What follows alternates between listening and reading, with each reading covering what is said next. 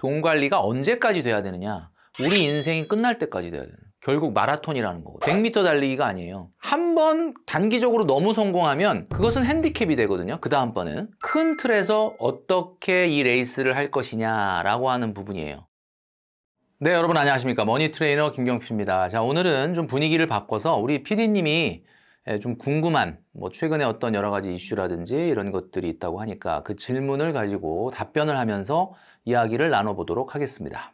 안녕하십니까. 네. 미더. 첫 시작인데 굉장히 네. 관계부량한 것 같습니다. 네. 미더님의 얘기를 좀 많이 듣기도 했고, 네. 여러 가지로 이제 재테크하는 방법이라든지, 나중에 부자가 될 수 있는 기준이라든지 이런 것들을 많이 또 공부하면서 제 스스로의 어떤 갖고 있는 자산도 좀 많이 불려나가고 싶은 마음이 큰데요. 그런 부분에서 흔히 금수저 또는 노후 금수저 이렇게 키워드를 하면 물려받은 재산이 많은 사람처럼 떠올리게 되는데 네. 미더님이 생각하시는 결국 금수저가 되는 사람의 어떤 현실적인 기준이 있다라면 그 기준은 무엇일까요? 워딩 그대로 얘기하자면 금수저다 그러면 말 그대로 금수저를 물고 태어난 사람. 대한민국의 많은 부자들 하면은 재벌 회장님들이라든지 이런 분들이다 보니까 아무래도 부자는 결국 물려받은 게 있어야 되는 거 아니냐라는 생각을 하는 경우가 많죠. 물론 그 절대적으로 수천억, 수조 원의 부자다라고 하면 대한민국에서 재벌 2세, 3세 사실 이렇게 수천억이나 수조 원이 아니라 일반적으로 우리가 봤을 때 생각하는 정도의 부자는 생각보다는 상속형 부자보다는 자수성가형 부자가 훨씬 많습니다. 자, 그게 사실 뭐냐? 자본주의라는 것 자체가 사실 어떻게 보면은 이런 상속형 부자가 아닌 자수성가형 부자가 나온다라는 게 장점이죠. 그래서 노후에 마치 금수저를 물고 태어난 것처럼 안정된 이런 노후를 준비하는 사람들은 어떤 사람들이냐? 라고 본다면 기본적으로는 자기 일에서 성공한 사람입니다. 착각을 하는 게 재테크를 잘해서 부자가 된 거 아닐까라고 생각합니다. 최근에는 한때 미국 주식이 엄청나게 올랐고 최근에는 국내 주식이 좀 미친 듯이 오르고 있기 때문에 나는 지금 1,000만 원, 2,000만 원밖에 투자를 못 하고 있지만 만약에 한 1억, 2억을 갖다가 2, 3년 전에 투자를 했다 그러면 지금 엄청나게 돈이 많이 늘어나 있겠구나 이런 생각을 하니까 그런 생각을 하게 되는데 사실 우리가 부자들을 만나보면 제가 말씀드렸던 것처럼 자기 일에서 성공한 사람이거든요. 근데 재테크도 잘했던데요. 자기 일에서 성공을 했는데 재테크도 성공한 거지 재테크가 성공해서 부자가 된 건 아니에요. 여러분이 알고 있는 세계 5대 부자 베르나르 아르노 회장이라든지 일론 머스크라든지 제프 베이조스라든지 레리 앨리슨이라든지 여러분 잘 알고 계시는 워렌 버핏. 워렌 버핏은 당연히 버크셔 해서웨이의 성공이 부자가 된 거죠. 그러니까 이분 정말 투자를 잘해서 그런 거다라고 생각할 수 있지만 결국은 대부분 자기 일이 성공해서 부자가 되는 거거든요. 그러니까 노후 준비에서 가장 중요한 거는 내가 하는 일이 성장을 해야 되고 내가 하는 일이 얼마나 오랫동안 지속될 수 있느냐. 결국은 거기서 승부가 난다라고 봅니다. 그래서 노후 준비에서 재테크라는 거는 하나의 중요한 요소이긴 하나 그게 노후 준비를 전적으로 이끌 수는 없다. 그래서 그는 어떻게 보면 여러 가지 중에서 하나고 가장 핵심이라고 하는 거는 여러분의 일이 성공하고 여러분의 소득이 성장을 해야 되고 그런 일을 좀 더 다른 사람보다 안정되게 오래 일할 수 있는 사람, 그 사람이 자연스럽게 노후 준비가 제대로 되는 사람이라고 봐야죠. 그러면 지금 노후 준비라고 또 말씀을 해주셨는데 많은 직장인들이 그런 부분에서 자기 일로 성공한다고 이런 부분들에 있어서 은퇴 자체를 좀 많이 불안해하고 있잖아요. 그렇죠. 과거와 달리 대기업에 다니고 월급을 많이 받아도 노후가 불안한 이런 근본적인 이유가 있다면 혹시 뭐라고 생각해야 할까요? 예전에는 우리의 평균 수명이 지금처럼 길지 않았어요. 60세에 만약에 은퇴한다. 지금 1990년대생들, 1980년대 후반이나 90년대생들 같은 경우는 어떻게 보면은 은퇴하고 우리가 흔히 은퇴다 그러면 일을 안 하는 걸로 보는데 일을 안 하고 소득이 일단 상실된 상태로 어쩌면 40년 정도 살아야 될 수도 있습니다. 근데 인류 역사에서 내가 일을 손에서 놓고 20년 이상 생존했던 인류는 아무도 없었습니다. 이게 1990년대생이 처음이라고 그러거든요. 그럼 결국 무슨 얘기냐면 과거에는 우리가 생활하던 루틴, 돈을 벌고 돈을 쓰는 루틴이 내가 은퇴하고 소득이 상실돼도 20년 이상은 안 살아라는 루틴에 맞춰져 있던 거죠. 근데 갑자기 30년, 40년을 소득 없이 살아야 되다 보니까 거꾸로 얘기하면 그거에 비해서는 지금 많은 소비를 하고 있는 거죠. 많은 소비를 할 수밖에 없는 게 너무나 당연한 게 제가 옛날에 이게 없었잖아요. 우리 세대는. 저는. 이게 없었으니까 이것만 없애도 사실 소비가 굉장히 많이 줄어들거든요. 인터넷 없고 스마트폰 없고 그리고 또 택배 없고 배달 없고 이런 세상과 지금 세상은 비교할 수가 없기 때문에 은퇴 준비라는 거는 이 40년간 소득이 없는 이 기간을 어떻게 좀 줄일 거냐. 근데 우리가 지금 하고 있는 일은 자아실현형 경제활동을 하는 분도 있지만 뭐 회사 나가는데 솔직한 얘기로 월요일 아침에 눈을 떴는데 막 빨리 회사 가고 싶고 일이라는 것 자체는 사실 힘들잖아요. 생계형 경제활동이에요.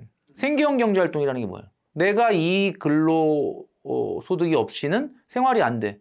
그러니까 이걸 안 하면 안 되는 일을 하는 것만큼 사람한테 괴로운 게 없거든. 그런데 이제 그 일을 하는데 소득 기간을 더 늘려야 된다라고 얘기하니까 되게 힘들어하는데 사실 어떻게 보면 우리가 60세까지는 어쩔 수 없이 생계형 경제활동을 한다고 하는데 그 이유는 생계형 경제활동을 하기에는 우리 몸이 못 견뎌. 그때는 어떻게 해야 되냐면 소득이 낮아도 즐겁게 할 수 있는 일. 이걸 우리가 흔히 업이라고 하죠.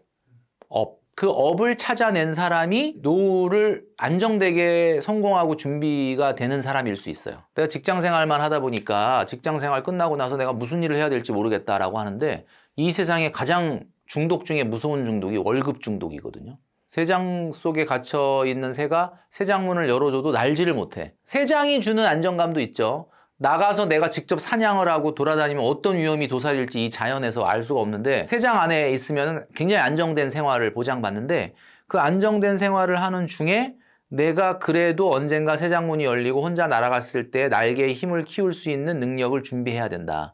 소득이 정말 적어지더라도 내가 옛날에 안정되게 새장 안에서 생활할 때보다 모이를 덜 먹는 한이 있더라도 내가 날아갈 수 있는 힘을 만들어내는 거. 그게 하나의 중요한 노후 준비 중에 하나다. 그러니까 노후 준비는 건강도 업에 대한 준비도 재테크도 이렇게 균형감 있게 돼야 되는데 마치 그냥 뭐 재테크 조금 주식 수익률 좀 반짝 좋고 내가 조금 아파트 산 거 좀 많이 오르고 그러면 노후 준비가 될 것 같지만 생각보다 우리의 노후가 길고 생각보다 우리가 돈을 많이 쓰기 때문에 이거 하나만 가지고는 노후 준비는 절대 안 된다라는 거죠. 여기 건강은 뭐 몸과 마음의 건강, 그 다음에 업을 이어가면서 사회활동이 연장되고 소득이 줄어들더라도 오랫동안 일할 수 있는 준비, 그리고 재테크 이런 것들이 좀 다각적으로 돼야 노후 준비가 되는 거죠. 그러면 만약에 그런 노후 준비가 다 갖춰졌다라고 했을 때 지금 현재 또 그것들을 갖추기 위해서 굉장히 어려운 환경이잖아요. 네. 자본주의 사회라는 것 자체가. 자본주의 사회 안에서 그런 말씀하시는 노후 준비, 노후 금수저가 되기 위해서 꼭 갖춰야 될 가치관이 있다라면 지금 시대에서 어떤 게 있을까요? 정말 중요한 능력 중에 하나가 우리가 흔히 저는 이제 세 가지를 얘기를 하는데 경제력과 그 다음에 생활력과 생존력이라는 단어를 써요. 경제력이라는 건 뭐냐? 돈을 많이 벌면 경제력이 있는 거냐? 물론 뭐 맞죠. 돈을 많이 버는 게 경제력이죠. 근데 중요한 거는 이 경제력이라고 하는 거는 돈을 잘 벌고 많이 벌고의 개념도 있지만 잉여소득을 계속 늘릴 수 있는 능력이 있느냐라는 거거든요. 자, 우리가 봤을 때 대기업을 다닌다. 대기업 다니면 소득이 절대 소득이 일단 상대적으로 높아요. 그러니까 경제력이 있는 거 아니냐. 그런데 많이 씁니다. 결국은 생활의 여유나 삶의 만족이나 어떤 수준은 조금 올라갈지 모르겠지만 결국은 돈이 안 남기는 똑같거든요. 잉여소득이 증가하는 삶이 가장 행복한 삶이고 어떻게 보면 미래 준비가 잘 되는 건데 그것은 반드시 절대소득이 높다고만 되는 건 아니다. 그래서 경제력이라고 하는 거는 어쩌면은 한번 딱 정해지면 웬만해선 바꿀 수 없는 거 아니야 라고 생각할 수 있지만 내가 지금 소득은 적지만 나는 계속 올라가는 소득 대비 소비를 잘 컨트롤해서 잉여소득을 늘릴 수 있다면 그 사람이 경제력이 커질 수 있는 사람이다 라고 말씀드릴 수 있고 두 번째가 이제 생활력인데 혹시 PD님 요리할 줄 알아요? 뭐 라면 말고. 네. 라면 말고도 이렇게 내가 장을 보고 그 장을 본 재료로 요리를 한다. 요리를 할 줄 알아야 된다는 거죠. 그리고 또 뭘 할 줄 알아야 되냐면 청소, 빨래, 정리정돈. 근데 이걸 제가 왜 이야기하냐면은 대부분 분들 경제력이 있는 분들이 이런 생활력이 없어요.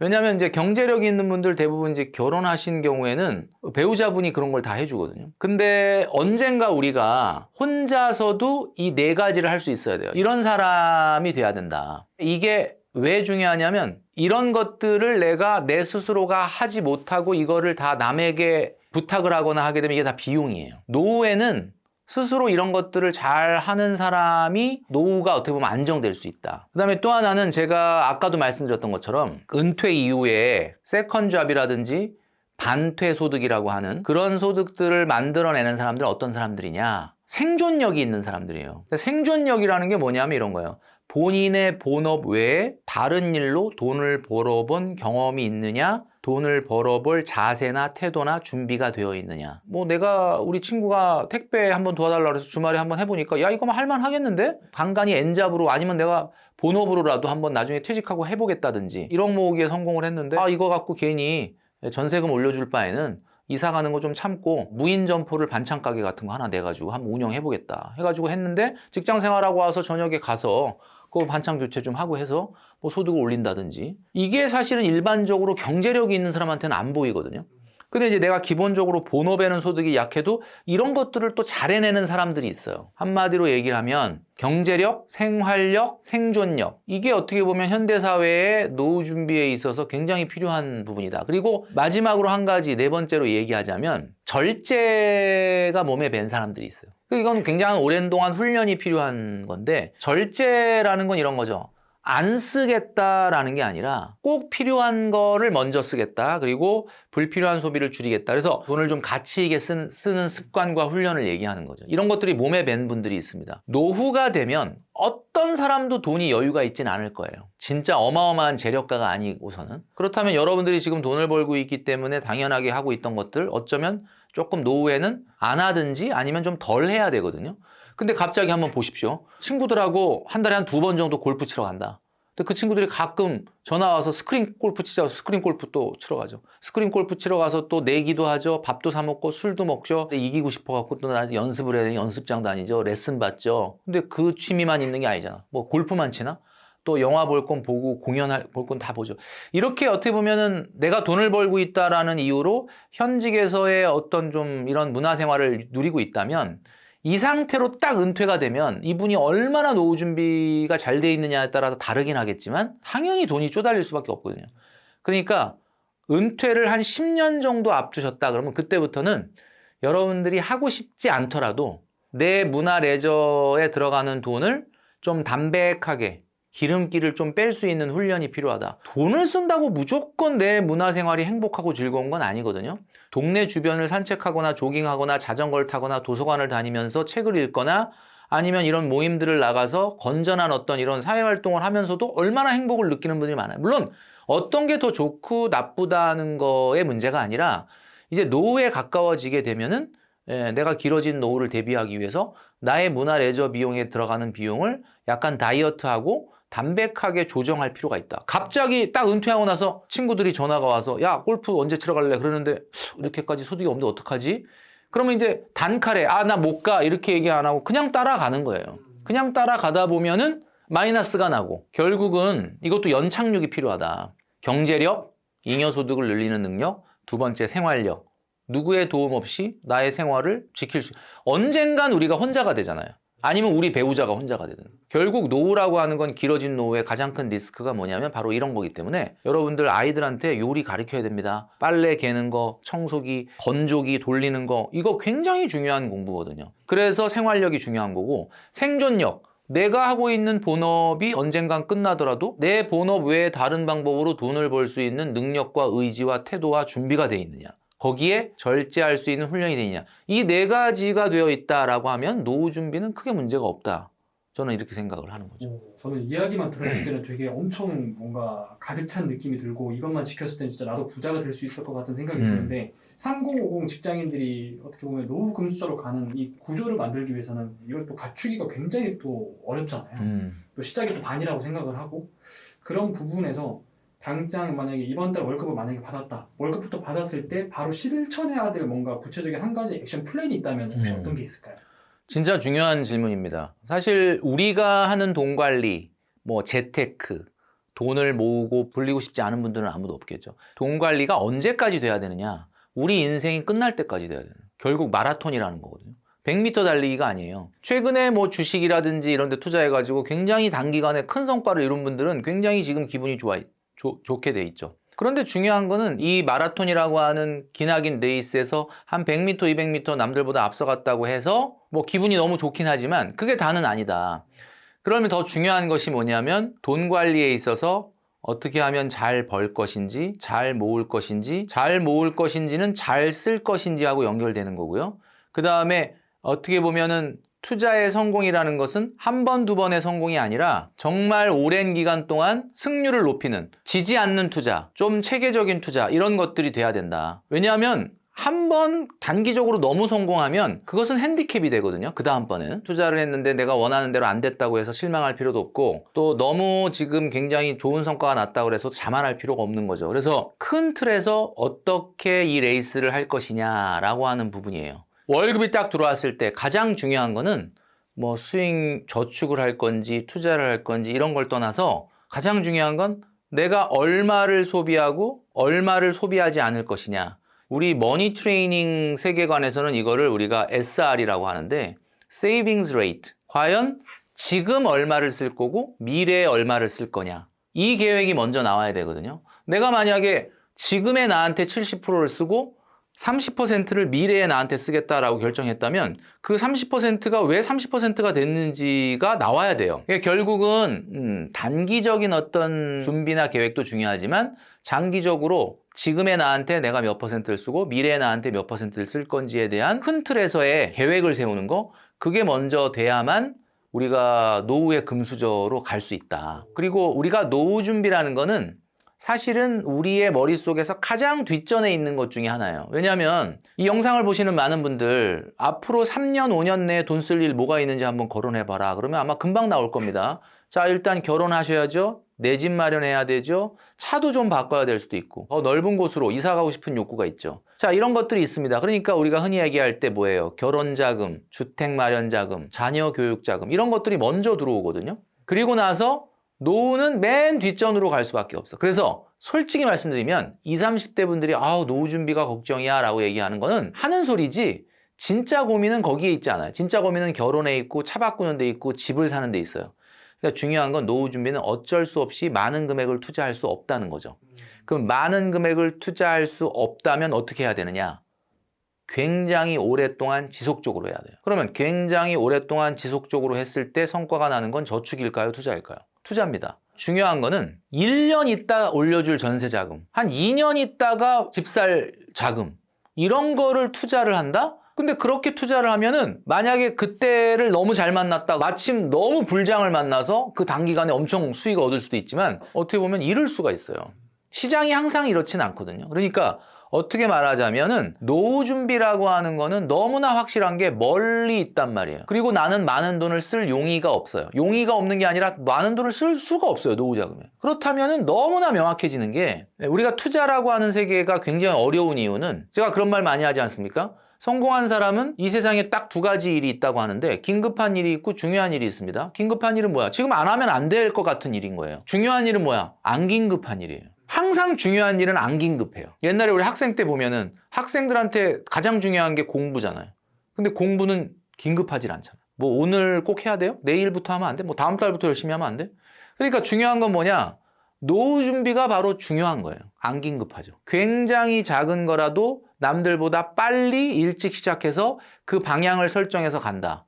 근데 그게 10년, 15년, 20년이야. 그러면 이거는 공격적으로 투자를 해도 전혀 문제가 없는 거죠. 나를 설득할 때 굉장히 공격적으로 투자하면서 장기간 할 수 있는 게 노후 준비다. 최근에 막 나스닥 떨어지고 막 미국 주식 안 올라. 근데 어떤 사람들은 막 굉장히 그 불안해하고 미치겠네, 국장으로 옮겨 타야 되나 이런 분이 있는데, 어떤 분들은 굉장히 요동치질 않거든요. 되게 일찍 샀나 보다. 그게 아니고 노후 준비로 미국 주식을 하기 때문이에요. 노후 준비로 하니까 지금 올라주는 게 그렇게 반갑지가 않아. 왜? 올라봐야 뭐 계속 비싸게 사니까. 어차피 이 나스닥 100에 투자하는 거, S&P 500에 투자하는 거 언제 꺼냈을 거냐? 17년 후? 18년 후? 그때 내 계산으로는 한 5만에서 한 7만 정도 가 있을 것 같다. 이런 걸 계산을 하고 있기 때문에 그 사람은 지금 뭐 주가가 오늘 뭐 올라가고 떨어지고 이런 게 별로 중요하지 않아요. 진짜 중요한 노후 준비의 핵심이라고 하는 것은 장기간이라고 하는 특성에 맞춰서 어쩌면 여러분들의 위험 성향보다 더